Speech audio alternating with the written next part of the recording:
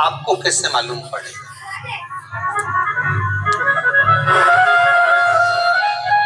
पितृ भूखे हैं, इसका तो वर्णन हमने पहले कर दिया कि रात्रि को जब आप सोने के बाद में 1-1.5 घंटे बाद अगर आपकी नींद खुल जाए, 1 घंटा 1.5 घंटा आप सोइए, उसके बाद जो नींद खुली तो 1-1.5 घंटे तक अगर आपको नींद नहीं आ रही है, रात्रि को सोने के बाद में 1 घंटे बाद जब उठे तो आपको प्यास लग गई, भूख लगने लगी, प्यास लगने लगी कि मेरे को पानी पीना पड़ेगा, घबराहट हो रही, पानी पीना पड़ेगा। 1-1.5 घंटे सोने के बाद अचानक नींद खुले और आपको प्यास लगे, समझ लेना आपके पितृ भूखे हैं और प्यास है।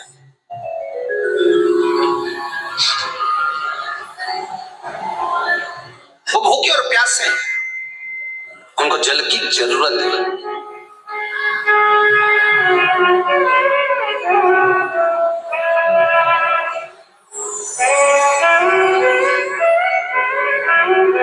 किसी भी नदी में, सरोवर में, कुंड में, बावड़ी में, तालाब में, आप तीर्थ में जाकर जब स्नान करते हैं तो स्नान करने के बाद एक काम का नियम बना लो कि अपने हाथ की अंजलि में जल लेकर अपने पूर्वजों को देना है। प्यासे रहते हैं, भाग मांगते हैं।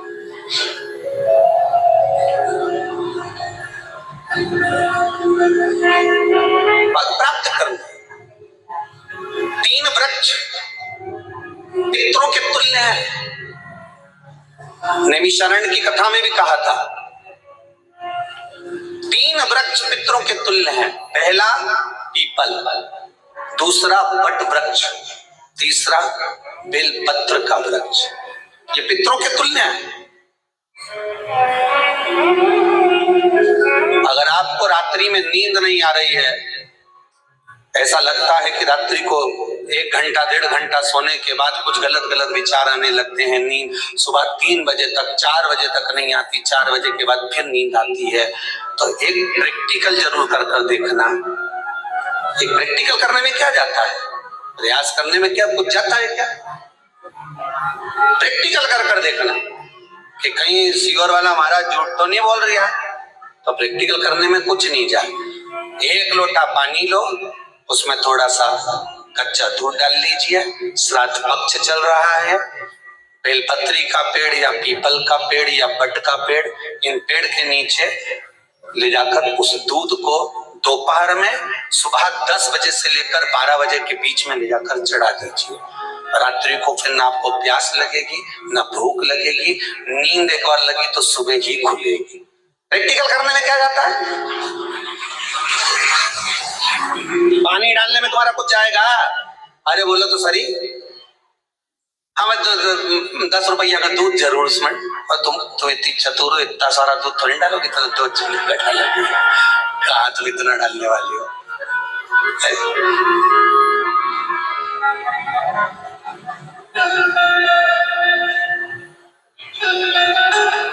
कहा बहुत चतुर लोग हो रहे संसार में,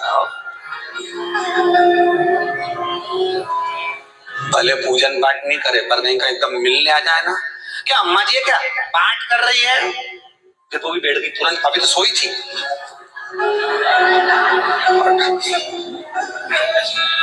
तुरंत क्यों पंडित जी है क्या, उनसे थोड़ा काम है, अभी माला जप रहा है, मालूम पड़े पंडित जी तो आराम से सेव फल खा रहे थे। अब प्लेट सोफा के नीचे घुसे पूरा।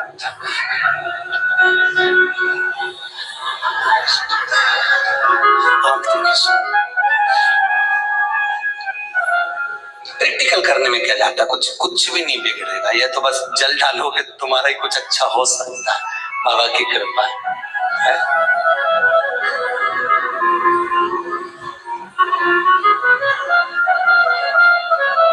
3 वृक्ष पितरों के तुल्य हैं।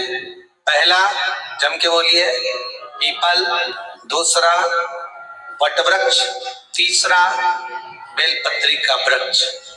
तीनों पीपल के वृक्ष में 52,000 ब्राह्मण एक साथ निवास करते हैं, इसलिए पितृतुल्य।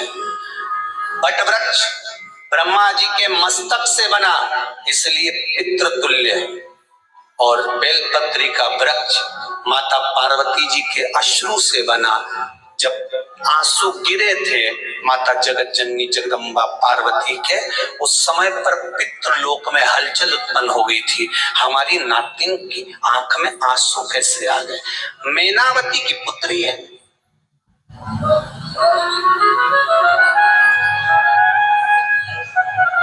पितरों की नातिन, इसके अश्रु कैसे गिर गए?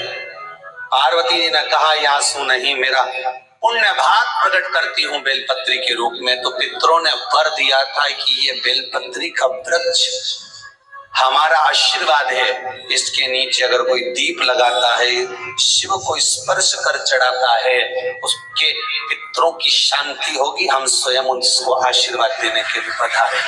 बेलपत्र का वृक्ष पितृतुल्य।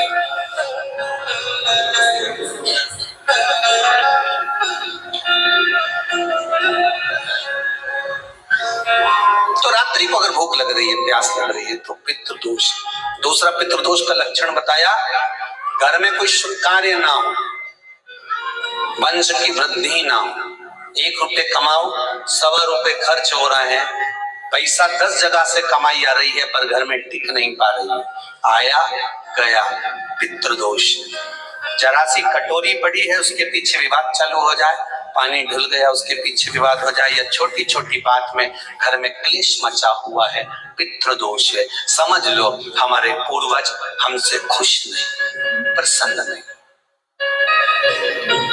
कोई कहता है गुरुजी श्राद्ध बड़े बेटे को करना चाहिए कि छोटे को करना चाहिए? शिव महापुराण की कथा कहती है, अगर जायदाद का पूरा हिस्सा बड़े ने लिया हो और तुमने अपनी माता का दूध ना पिया हो तो एक ही को कर लेने दो। अगर माता का दूध पिया है और अगर एक अंगूठी भी ली है, जरा सा एक कपड़ा भी अगर सास का लिया है, तो श्राद्ध तो तुझे करना ही पड़ेगा, करना ही पड़ेगा। तूने मेरा दूध पिया है तो बिल्कुल जम के तो बोलो। अगर तुमने उनका कुछ खाया है तो अब एक काम और हो सकता है, गुरुजी वो श्राद्ध अगर हम नहीं करें और बड़े भैया करें और हम उन्हीं के यहाँ चले जाए तो चले जाए, मना कौन कर रहा है? पूरी का तेल तो ले जा,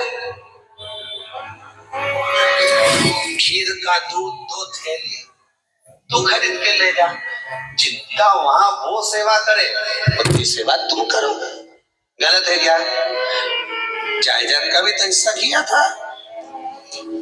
सुई की नोक के बराबर नींद हुआ ने, ईंट इधर खसकी है तुम्हारी इधर खसका दीजिए। हमारी बसियत में इतना लिखा है तो फिर बसियत में ये भी लिख के जाना चाहिए था। मैं तो क्यों सबके, तुम डरो मत ही रहे एक भी। जब छोरा छोरी के जब सब सामान प्रॉपर्टी दो ना, जमीन दो ना, जायदाद दो ना, सारा सामान छोरा छोरी के दो, तो उनके लिख के भेजा कि हमारी श्राद्ध कर दे अच्छे से, नहीं तो भूल बन के सुनाऊंगी।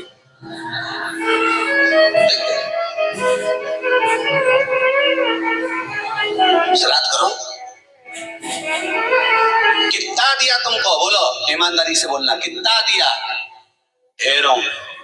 और एक बात बहुत अच्छे से कहूंगा, आप लोगों के जीवन में उतरे। अगर मायके में भाई, मायके में भाभी, मायके के लोग अगर आपके माँ बाप का श्राद्ध नहीं करते हैं तो बेटी भी अपने माता पिता का श्राद्ध कर सकती है। उसने भी दूध पिया है अपने माता पिता का, पर वो श्राद्ध का भोजन कौन कराएगा? बेटी का पुत्र हो, बेटी की पुत्री हो, वो कराए। और नाम वो नाना नानी का ले ले, करे। अगर वो नहीं कर रहे हैं, वो नहीं संभालते, वो नहीं जानते, तो आप करो, तो करे। 2 भाग होते हैं। जब एक रोटी गाय के मुख में दी जाती है गाय के मुख में जब हम रोटी देते हैं, एक रोटी जब देते हैं, या तो गाय के मुख में 16 श्राद्ध में जब रोटी देते हैं तो रोटी को बीच में से तोड़कर, रोटी का जो भाग होता है उसको, मतलब ऊपर से फुलका का परत नहीं निकालना है, रोटी जो सीधी सीधी है ना, जैसे ये रोटी है तो इसको बीच में से तोड़ लिया, 2 भाग विभाजित कर लिया, नीचे वाले भाग में भी थोड़ा सा गुड़ शक्कर रख लिया, ऊपर वाले भाग में भी गुड़ शक्कर रख लिया, एक के ऊपर एक रोटी को रख लिया, वो गाय को दी। तो अपन श्राद्ध पक्ष में 2 पूड़ी का प्रमाण है कि गाय को 2 रोटी दी जाती है, कुत्ता को 2 रोटी दी जाती है, 2 पूड़ी रख के देते आप लोग तो देते होगे, 2 पूड़ी के ऊपर पूड़ी रखकर, थोड़ा सा मीठा रखकर, नमकीन रखकर, कुत्ते को भी देते, 2 पूड़ी तोड़कर काका को भी देते। 2 पूड़ी का प्रमाण कहां से आया? 2 भाग रोटी के टुकड़े का प्रमाण कहां से आया? श्राद्ध पक्ष में ही ऐसा क्यों किया जाता है? बाकी के समय पर तो कोई ऐसा 2 पूड़ी का प्रमाण ही नहीं। और श्राद्ध पक्ष में ये क्यों कहा जाता है कि पूड़ी के ऊपर पूड़ी रख दे, उसमें मीठा रख दे, खीर शक्कर रख दे, गाय को दिया, कुत्ते को दिया, काका को दिया, ऐसे क्यों कहा जाता है? उसका कारण क्या होता है? उसका केवल एक कारण है, जो नारी ने भोजन का निर्माण करा है, जो घर की बहू भोजन बनाई है, जो घर की बेटी ने भोजन बनाया है, घर की माता ने भोजन बनाया है। महाराज, पिता पुरुष एक कुल को तारता है, बेटी 2 कुल को तारती है। जब श्राद्ध पक्ष में 2 भाग रोटी के कर गाय को देती है तो 1 भाग तो उसके ससुराल वालों को मिलता है।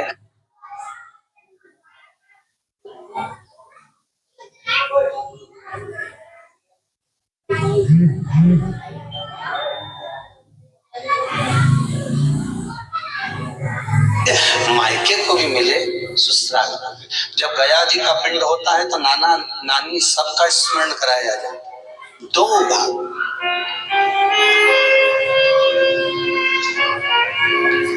पुण्यता प्राप्त। अब लोगों को मालूम तो है नहीं कि 2 पूड़ी क्यों रखते हैं, उसका कारण वर्णित है शास्त्रों, दोनों पक्ष ताकने के, दोनों पक्ष का स्मरण कराने के। महाराज, बिंदु प्रेत योनि में पड़ा, चंचुला देवी उनके मोक्ष का प्रयोजन कर रही है, प्रयास।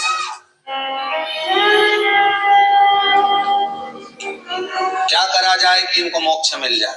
कहा शिव महापुराण की कथा।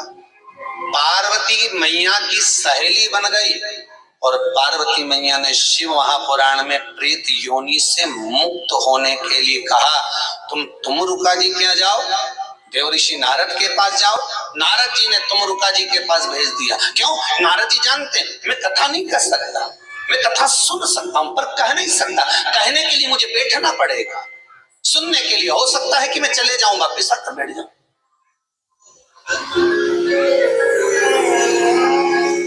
तुमरुका जी से कहा कथा कह दोगे? हाँ, कहने में क्या दिक्कत है, मेरे पति को प्रेत योनि से मुक्त करना है। तुमरुका जी बोलते हैं केवल तुम्हारा पति प्रेत योनि से मुक्त नहीं होगा। तुमरुका जी ने शिव महापुराण में कहा, सुनो चंचुला देवी, केवल एक व्यक्ति शिव पुराण से नहीं तरता, इस बिंदु जैसे ना जाने कितने प्रेत इस वायुमंडल में घूम रहे होंगे, ना जाने कितने पितर, ना जाने कितने आहूत, ना जाने कितने वासुक इस वायुमंडल में घूम रहे होंगे। तुम्हारा पति तुमको दिखा नहीं, तुम्हारा बिंदु तुम्हें कभी नजर आया नहीं, फिर कारण क्या था? बस मन में शांति नहीं है, घर में सारा सुख है और हृदय में शांति नहीं, समझ लो पितृदोष है। क्या करा जाए? क्या करोगे? महाराज, हृदय शांति, हृदय शांति। केवल एक अकेला बिंदु शिव महापुराण की कथा सुनकर नहीं करेगा। तुमरुका जी कहते हैं जिस समय पर मैं शिव महापुराण की कथा कहूंगा, सुनो चंचुला देवी, इस संसार के इस भूमंडल पर मृत्यु लोक में जितने भी जीव इस संसार सागर में भटक रहे होंगे, शिव महापुराण की कथा सुनकर वो भी तर जाएंगे। ये अकेले बिंदु को तारने वाली नहीं है, इस मृत्यु लोक में जो विराजमान आज भी नियम है महाराज, श्राद्ध का भोजन टेबल पर नहीं कराया जाता, श्राद्ध का भोजन ब्राह्मण को कुर्सी पर बिठाकर नहीं कराया जाता, श्राद्ध का भोजन किसी I am the future that was born 100 years ago. I am the purpose that emerged with India's independence to be a force for business. And makes doing good our business towards an independence where knowledge sets us free to think big and achieve bigger. Towards a future made perfect. And be a force creating abundance. Because independence is not a moment in history, it's a never-ending path to prosperity. Aditya Birla Group, a force for good. जाता श्राद्ध का भोजन आज भी प्रमाण है कि ब्राह्मण के लिए भूमि पर आसन लगना चाहिए और जमीन पर बैठकर कराना चाहिए। तब क्यों? क्योंकि इस भूमि पर बैठकर जब भोजन कराएंगे, इसी भूमि से ना जाने कितने पितृ गए, कितने तर्पण हुए, कितनी तिलांजलि हुई, इसी भूमि से, इस रज से, इस कण से ना जाने कितने जीव चल गए। अब लकड़ी पर या टेबल पर या कुर्सी पर बैठकर ब्राह्मण को भोजन कराने का प्रमाण नहीं है। अब आपका फैशन ज्यादा हो गया तो बात दूसरी है। पंडित जी ऊपर बैठ के खा लोगे क्या? पंडित जी तो बोलेंगे अच्छा है खिला दो।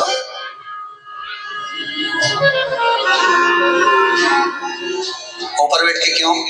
वो झुकने में थोड़ी सी कमर लचक जाए, क्योंकि खीर परसेगी तो झुकना पड़ेगा।